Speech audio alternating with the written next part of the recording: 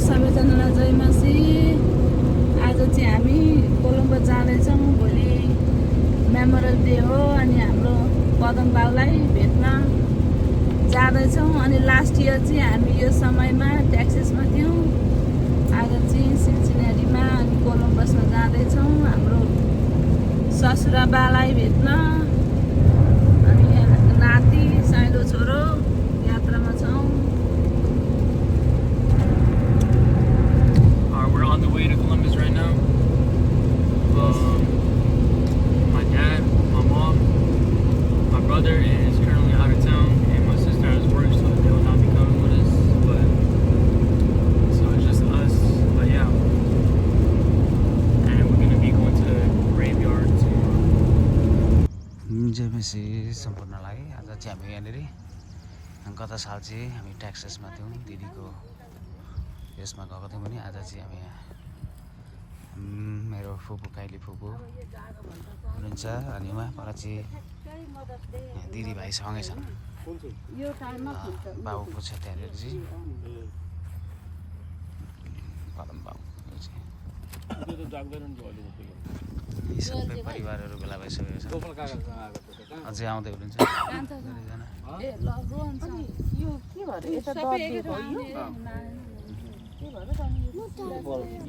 परिवारहरू आउँदै हुनुहुन्छ सबैजना। कतिजना आउनुहुन्छ आज थाहा छैन, तर धेरैजना छौँ। बाउको यसमा फुल रोप्दै गरेको अवस्था। साइलीबरीको फुल रोपाइ कस्तो हुँदैछ पनि बाउलाई सम्झिँदै हो। ल राम्रोसँग रोपिदिनु। भरे बेलुका राति बाउले सम्झिँदै आइपुग्छन् सपनामा। ल आज सबै धेरै मानिसको रहेछ यहाँ चाहिँ। विभिन्न जातिको छ। हाम्रो बाउ चाहिँ 2020मा हामी छोराछोरी नाति नातिना ज्वाइँ भान्जा भान्जी सबै आएको छौँ। अझै बाटोमा अझै आउँदै हुनुहुन्छ हो।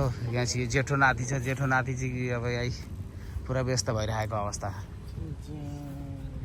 होइन। यो चाहिँ हाम्रो काइली फुपू, उहाँ चाहिँ दिदी हुनुहुन्छ अनि बाउको चाहिँ यहाँ पर छ होइन। यहीँ बसेर गरौँ न, कति 2 मिनटको प्रार्थना गर्दा हुन्छ नि। ल अब हामी यहाँनिर चाहिँ अब यति परिवार मिलिकन प्रार्थना गरेर यहाँबाट छुट्टिनेछौँ।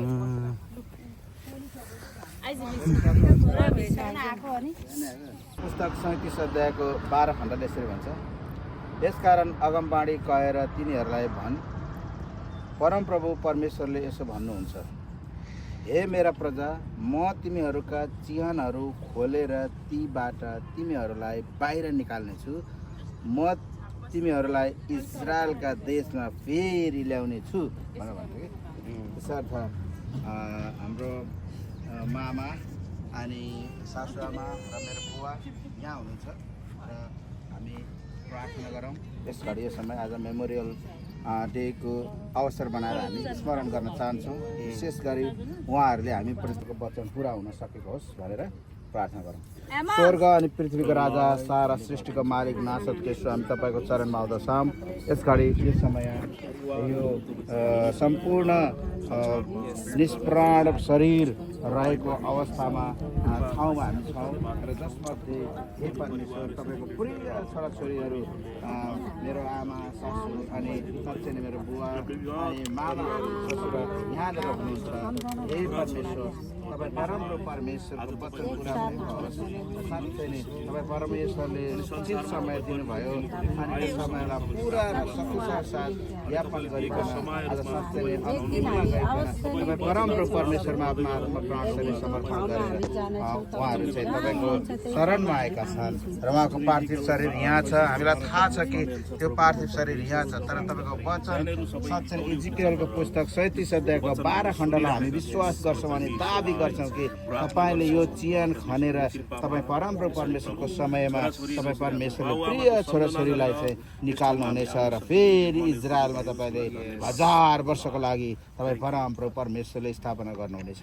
हे हे परमेश्वर हामी प्रार्थना गर्दछौँ उहाँहरू विश्राममा हुनुहुँदछ चिर निन्द्रामा हुनुहुँदछ उहाँको पार्थिव शरीर जस्तो अवस्थामा गाडिए तापनि तपाईँको वचनको अनुसार तपाईँको वचनको अभिषेक अनुसार चाहिँ भएको छन् हामी प्रार्थना गर्दछौँ र रहेका आफ्ना परिवारहरू र साँच्चै नै नातागोताहरूमा तपाईँ परमप्रभु परमेश्वरको प्रिय छोराछोरीहरूले छोडेको माया प्रेम निरन्तर रूपमा अनि साँच्चै नै ममता निरन्तर रूपमा रहिरहनेछ स्मरण गर्नेछौँ पल पल तपाईँ परमप्रभु परमेश्वरको छोराछोरीहरूको जीवनबाट हामीले पाएको माया प्रेम कहिल्यै पनि हामी भुल्ने छैनौँ हे परमेश्वर हामी तपाईँलाई धन्यवाद दिँदछौँ यो मेमोरियल डेको अवसर बनाइकन तपाईँ परमप्रभु परमेश्वरले उचित काम गर्नुभएको छ तपाईँको अविस्मरणीय कामलाई हामी तपाईँ परमप्रभु परमेश्वरप्रति नै समर्पण गर्दछौँ किनभने तपाईँ परमेश्वरले जीवन दिनुभयो अनि प्राण हालिदिनु भयो अनि प्राण तपाईँ परमप्रभु परमेश्वरको सुरक्षामा राख्नुभएको छ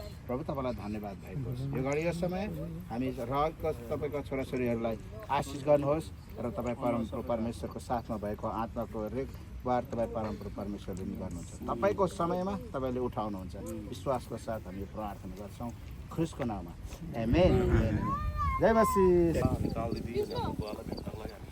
आएका छौँ र विशेष गरेर जतिजना छोराछोरीहरू उपस्थित भयो तपाईँहरू सबैलाई परमेश्वरले प्रशस्त आशिष दिनुभएको होस् अनि यसरी नै हाम्रो भाइको जुन भाइले जुन युट्युब च्यानलहरू खोल्नु भएको छ यो सायद यो भिडियोहरू युट्युब च्यानलमा जान्छ होला तपाईँहरू जतिजनाले हेर्नुहुन्छ लाइक सब्सक्राइब गरिदिनु होला उहाँलाई माया गरिदिनु होला भनेर म यही भन्न चाहन्छु धन्यवाद मेरो दुई शब्द यही राख्दै सबैलाई जय मसीह thank you say something AIIMS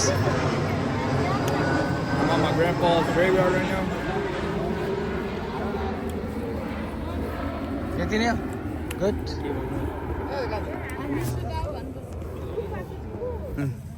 हाम्रो रोशन भर्खर आउँदै गरेको अवस्था मालाजु हो मालाजु रोशन यता ठुलाजु माइली भाउजू भर्खर आउँदैछन् सबैजनालाई धेरै धेरै धन्यवाद नाति पलाती सबै भेला भएको छौँ है आज चाहिँ परिवारहरू आउँदै हुनुहुन्छ अझै कतिजना बाटोमा माइली बुहारी पनि आएर सरसफाइ गर्दै गरेको छु माइली बुहारी पनि ससुराको धेरै प्यारी बुहारी हुनुहुन्छ उहाँ पनि धेरै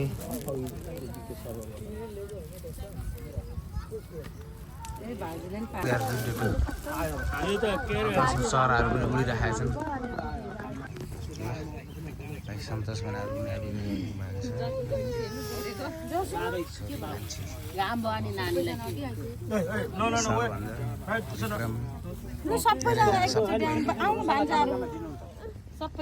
के भयो नातिलाई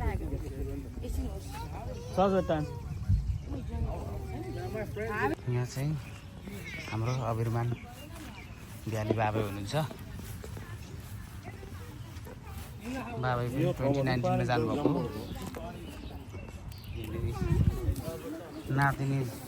नातिनीले फुल के अरे झारहरू फलिदिँदैछन् बाबाईको यसमा ग्रेटमा आएर सबैजना छौँ यहाँ धेरै भेला भएको छौँ अहिले चाहिँ यता सबै धेरै मानिसहरू छन् आफ्नो आफ्नो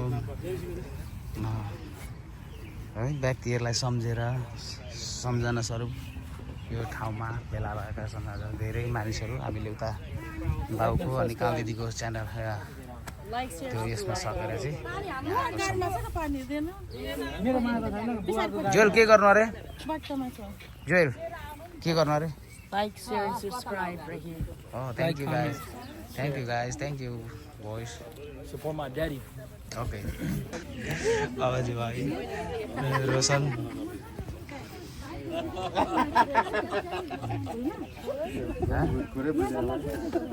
के भयो